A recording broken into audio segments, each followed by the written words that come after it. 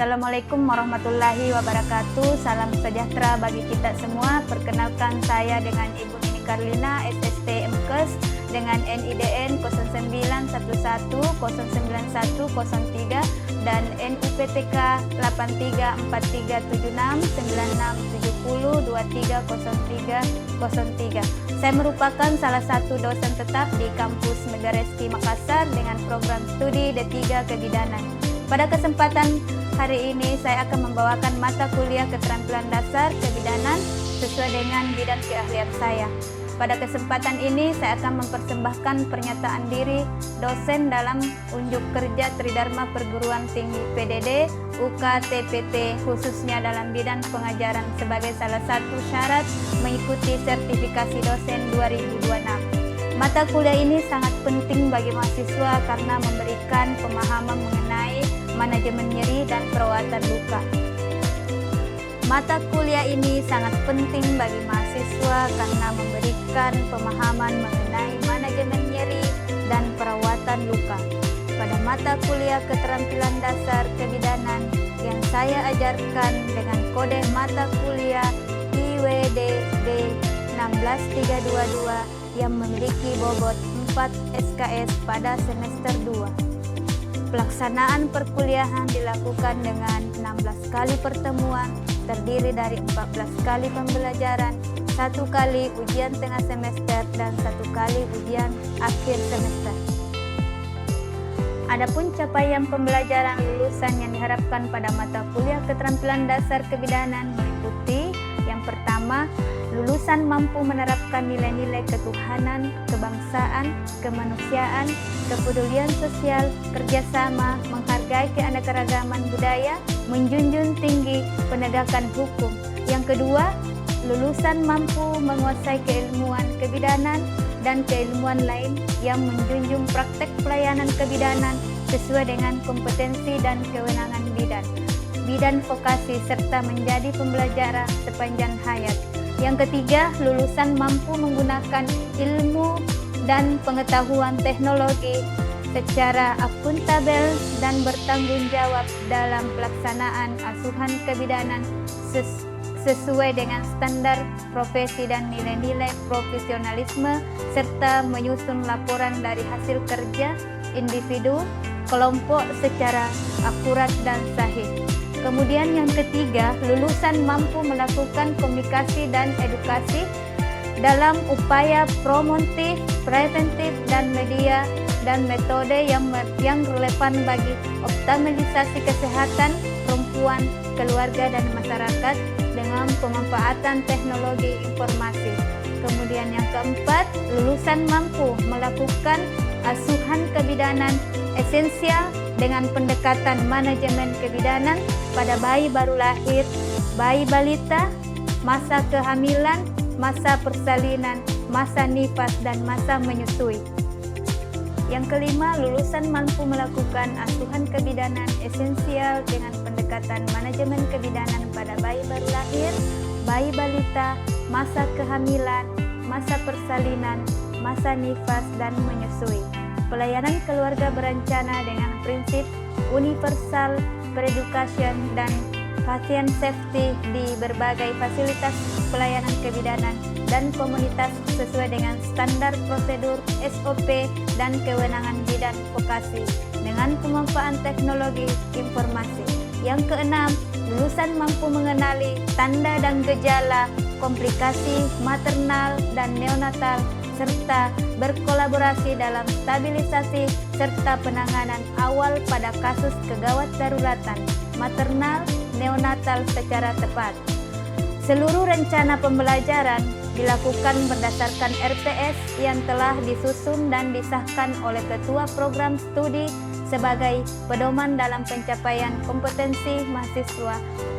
Adapun capaian pembelajaran mata kuliah keterampilan dasar kebidanan yang meliputi yang pertama, mahasiswa mampu menerapkan prinsip pencegahan infeksi dalam pelaksanaan asuhan kebidanan sesuai dengan standar SOP dan pasien safety.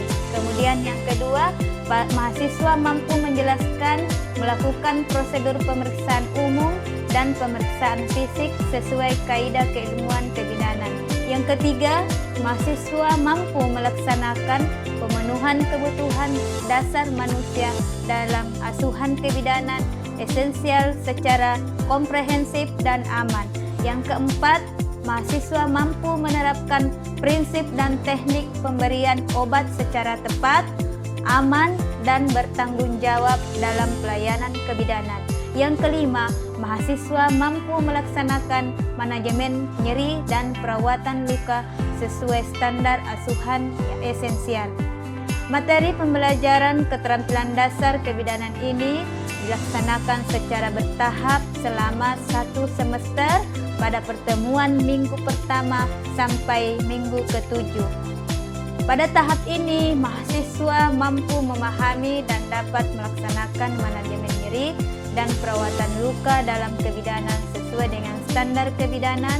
Metode pembelajaran saya gunakan mengacu pada pendekatan yang pertama kuliah, yang kedua tutorial, kemudian yang ketiga praktikum, yang keempat role play dan simulasi. Adapun bahan kajian yang digunakan pada mata kuliah yang saya ampuh, yang pertama prinsip pencegahan infeksi, yang kedua prosedur pemeriksaan umum dan pemeriksaan fisik pemenuhan kebutuhan dasar manusia, dan yang ketiga prinsip dan teknik pemberian obat, yang keempat manajemen nyeri dan perawatan luka. Referensi utama pembelajaran berasal dari buku KDK. Yang pertama yaitu Farney H. Buku Ajar Asuhan Kebidanan. Yang kedua Kemenkes RI Standar Asuhan Kebidanan. Untuk mendukung aktivitas pembelajaran, saya memanfaatkan berbagai media pembelajaran seperti menggunakan PowerPoint, yang kedua LCD proyektor, yang ketiga Siakat dan Edlin. Kemudian interaksi pembelajaran dibangun melalui komunikasi dua arah antara dosen dan mahasiswa melalui kegiatan tanya jawab, diskusi, dan simulasi, umpan balik, serta pendampingan dalam penyelesaian studi kasus.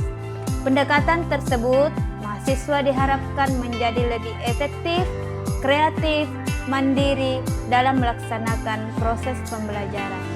Pada aspek asesmen, proses penilaian dilakukan secara berkelanjutan melalui asesmen formatif dan asesmen sumatif.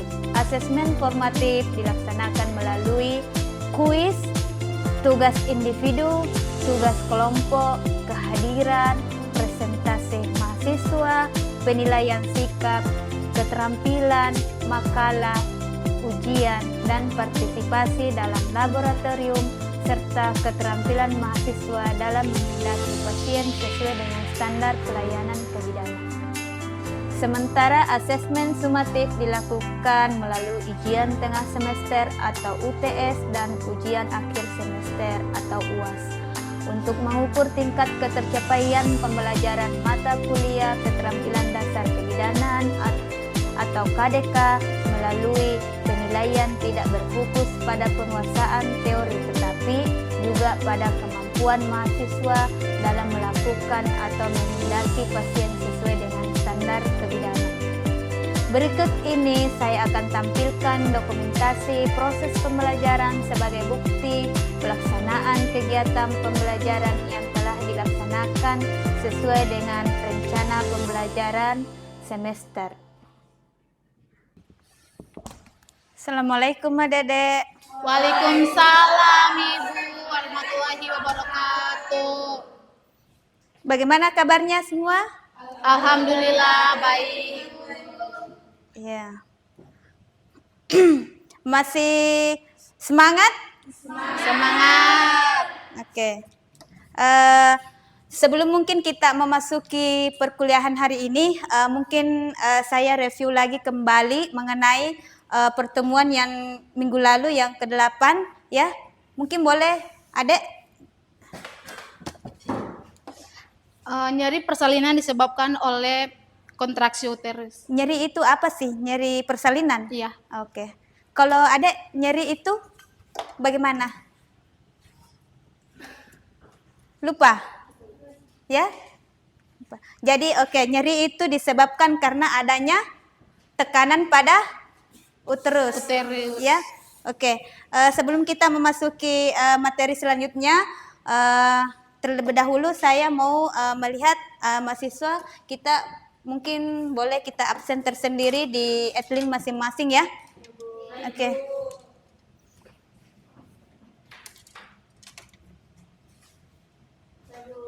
Sudah selesai? Sudah, Ibu. Oke.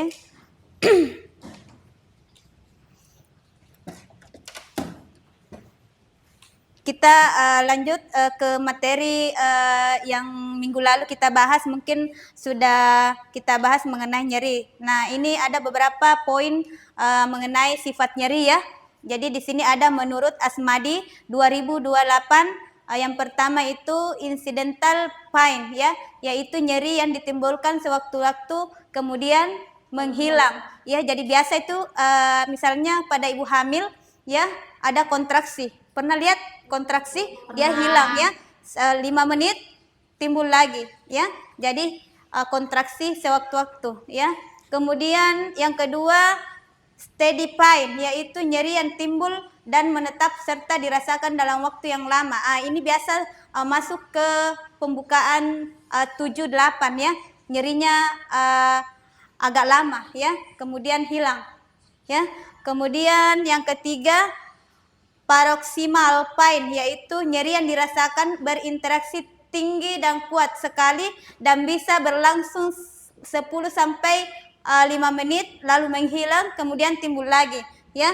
Jadi ini poin ketiga ini, dia rasa sakitnya semakin tinggi ya. Jadi dia kalau pada ibu hamil itu dia sudah masuk ke pembukaan 89 ya. Pernah lihat kan di rumah sakit? Pernah. Iya. Oke, kita lanjut ke pengukuran nyeri. Di sini ada beberapa skala dalam pengukuran nyeri ya. Jadi kita bisa lihat kode-kodenya. Ada angka 1, itu angka 1 menunjukkan berarti nyeri tidak ada ya. Nyeri yang belum ini. Kemudian 1 sampai 3 nyeri ringan ya. Sudah ada rasa sakit tapi masih bisa ditahan sama ibunya ya. Kemudian skala 4 sampai 6 ya, nyeri sedang. Ini sudah dirasakan tapi masih ini juga masih sedang. Kemudian 7 sampai 9 nyeri tetapi masih bisa dikendalikan. Artinya dia ada rasa sakit tapi masih bisa dikendalikan ya. Oke, kemudian kita masuk ke angka 10 ya. Angka 10 ini adalah nyeri yang tidak bisa dikendalikan. Jadi nyeri ini sudah tidak bisa, pokoknya itu ibu hamil, ibu yang mau melahirkan itu sudah ini meringis ya. Kesakitan sekali, tidak bisa. Walaupun kita bujuk ibunya, ibu jangan ngedan, jangan ini, ibunya tuh apa? Rasa ingin mengedannya tuh tinggi ya. Ini di angka 10. Ini adalah kode-kodenya. Jadi nanti ada yang ditempel di rumah sakit itu, ada bisa lihat kode dari angka 1 sampai 10 ya. Oke. Jadi di sini ini ekspresi ibunya tadi ya. Ini kalau angka 1 masih bisa tersenyum, angka 3 masih sedang atau ringan ya. Ini kalau sudah angka 7 sampai 9 ini mukanya seperti ini. Angka 10 ini begini ya. Sudah mukanya sudah tidak bagus ya. Nih. Oke, mungkin kita lanjut lagi ke penata laksanaan nyeri. Di sini ada menurut Wahyuni 2013 tindakan farmakologi dan tindakan non farmakologi. Yang termasuk tindakan farmakologi ini adalah pemberian obat-obatan pada pasien yang mengalami nyeri ya. Misalnya pasien yang habis melahirkan pasca nifas kan biasanya ada yang dapat luka perineum ya. Jadi biasanya kita memberikan itu obat anti nyeri seperti paracetamol, ibuprofen dan amoxicillin ya. Terus yang tindakan non farmakologi ini ada 5 poin ini. Massase ya, tindakan yang membantu relaksasi menurunkan ketegangan otot ya. Jadi kita massase ya. Pasiennya kita bantu ya supaya menurunkan rasa nyeri. Kemudian yang kedua, terapi panas. Terapi panas ini biasanya kita kompres dengan air hangat ya pada daerah yang nyeri ya. Kemudian yang ketiga, teknik relaksasi ya. Teknik relaksasi ini menurunkan nyeri dengan merelaksasi ketegangan otot, dilakukan dengan berirama ya, memejamkan mata ya. Kemudian kita lanjut ke luka ya. Luka ini adalah suatu gangguan dari kondisi yang normal ya menurut Taylor 1997. Kemudian menurut Cossier, luka itu merupakan kontinuitas kulit, mukosa, membran dan tulang atau organ tubuh lainnya ya. Ini menurut Taylor dan Cossier. Kemudian di sini kita bisa melihat efek luka. Efek luka itu terdiri dari yang pertama hilangnya seluruh atau sebagian organ ya. Jadi bisa mungkin pernah lihat waktu praktek KDK ya. Jadi kita bisa melihat lukanya apakah dia keseluruhan hilang atau hanya sebagian ya. Kemudian yang kedua, respons stres simpatik ya. Kemudian pendarahan dan pembekuan darah, kontaminasi bakteri, kematian sel ya.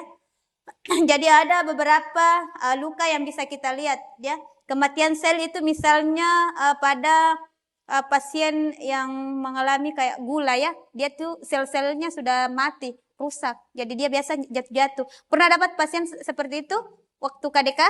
Pernah? Pernah kan? Lihat jaringan yang sudah rusak ya. Oke. Kemudian di sini kita bisa lihat ya jenis-jenis lukanya. Ya. Ini ada beberapa jenis luka ya. Luka tertutup ya. Luka tertutup di mana jaringannya yang ada pada permukaan tidak rusak. Ini contohnya seperti di atas. Ini luka tertutup ya. Sudah bisa dilihat ini deh ya. Dia kayak memar ya. Ini ya. Luka tertutup. Jadi dia lukanya tidak boleh diperban ya. Kalau misalnya nanti dapat pasien seperti ini, hanya kita bersihkan ya. Tidak boleh ditutup ya. Kemudian ini luka terbuka. Ini seperti ini ya gambarnya. Ada yang pernah lihat waktu praktek? Pernah? Pernah membersihkan luka seperti ini? Pernah. Pernah ya. Luka insisi ya. Ini luka insisi. Kita bisa lihat ini pada misalnya pasien SC ya. Ada pernah lihat? Pernah ganti perban? Pernah?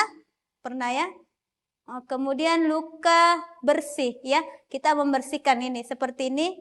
Kita menggunakan antiseptik ya. Ini. Oke, sudah dipahami semua? Paham.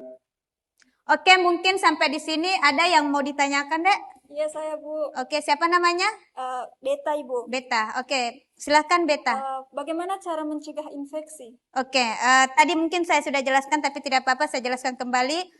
Pencegahan infeksi itu yang pertama kita harus mencuci tangan ya. Kalau misalnya kita membuka luka, kita terlebih dahulu mencuci tangan sebelum menindaki pasien ya.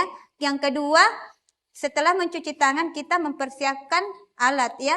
Kemudian kita membuka luka. Kita lihat dulu infeksinya lukanya bagaimana ya. Dia infeksi atau tidak. Kalau infeksi kita bersihkan. Bersihkan ada namanya pus ya. Pus itu namanya nanah. Biasanya bahasa Makassarnya ya. Ya, ada ya orang Makassar di sini? Ada ya. Mungkin mengerti yang namanya itu ya, bahasa itu ya. Pus itu. Jadi kita bersihkan supaya daerah yang sudah infeksi itu akan kering ya. Jadi kita bersihkan dan lihat lukanya kembali. Oke, mengerti? Iya, mengerti Bu. Oke.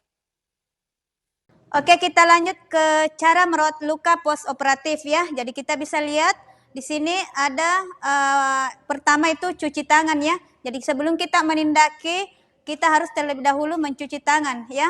Kemudian yang kedua, membuka balutan dengan hati-hati. Kemudian yang ketiga, kita membersihkan luka dengan larutan NaCl ya. Dan yang keempat, hindari menggosok dan memencet luka ya. Jadi ini termasuk perawatan luka postoperatif, itu kita tidak dianjurkan untuk menggosok luka ataupun menekan ya. Kemudian yang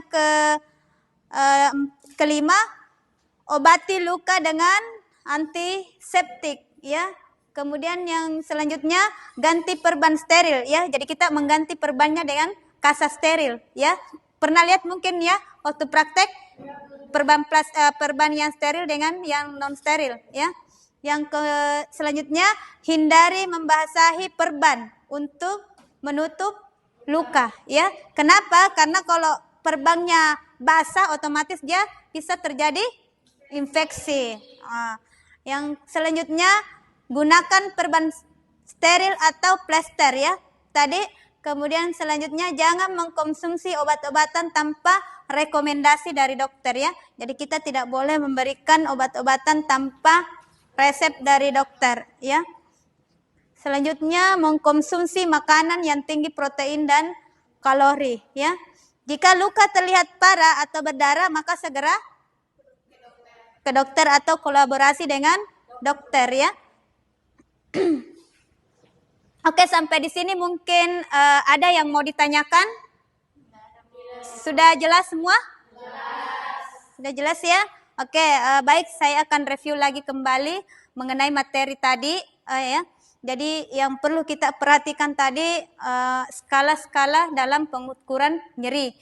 Kan tadi sudah saya jelaskan skala 1 itu masih tidak nyeri. Terus skala 2 sampai 3 itu ringan ya. Kemudian skala 4 sampai 5 sedang ya. 6 sampai 7 itu nyeri yang bisa ditahan ya, masih bisa ditahan. Kemudian angka 10 itu nyeri yang sudah tidak bisa dikendalikan atau ditahan ya. Oke, mungkin sampai di sini masih ada yang mau ditanyakan atau kurang jelas? Jelas ya? Iya, Ibu.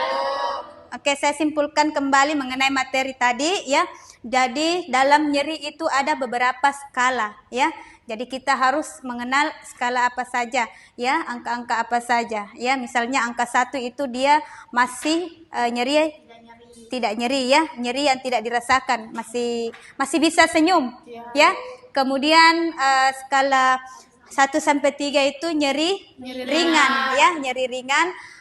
Kemudian 4 sampai 6 itu nyeri sedang, dan 7 sampai 9 itu nyeri tetapi masih bisa dikendalikan ya. Jadi dia nyeri tapi masih bisa kita kendalikan, artinya masih bisa bergerak di tempat tidur ya. Kemudian angka 10 itu nyeri yang sudah tidak bisa dikendalikan. Jadi biasanya tuh kita lihat di pasien ibunya tuh sampai berteriak karena rasa sakit ya, rasa sakit yang tidak bisa dikendalikan. Oke, sampai di sini mungkin hari ini pertemuan kita. Mungkin minggu depan kita lanjut ya. Iya, Ibu. Ya, oke. Saya akhiri dengan ucapan Assalamualaikum warahmatullahi wabarakatuh. Waalaikumsalam warahmatullahi wabarakatuh.